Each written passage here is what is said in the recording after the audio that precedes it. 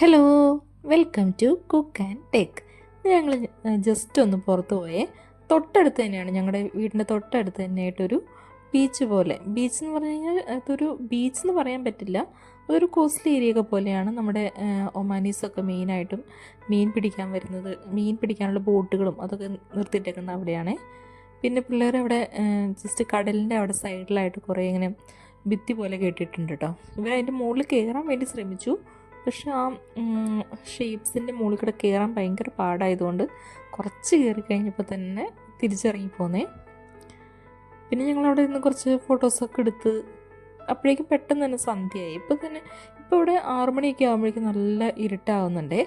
പിന്നെ അവിടെ ഞങ്ങൾ ജസ്റ്റ് ഇങ്ങനെ ഒരു പാത്ത് പോലെ ഇങ്ങനെ ജസ്റ്റ് ഇങ്ങനെ കടലിലേക്ക് ഇറങ്ങാൻ പാകത്തിനുള്ളൊരു വഴി പോലെ ഉണ്ടാക്കിയിട്ടുണ്ടേ.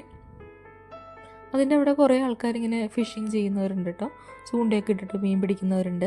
പിന്നെ അതുപോലെ തന്നെ ഈ ബോട്ടൊക്കെ കുറേ അവിടെ ഇങ്ങനെ കെട്ടിയിട്ടൊക്കെ ഇട്ടിട്ടുണ്ട്.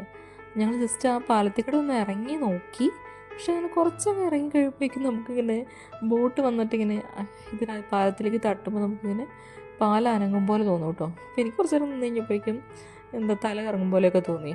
ഞങ്ങൾ വേഗം തന്നെ തിരിച്ച് കയറിപ്പോന്നേ.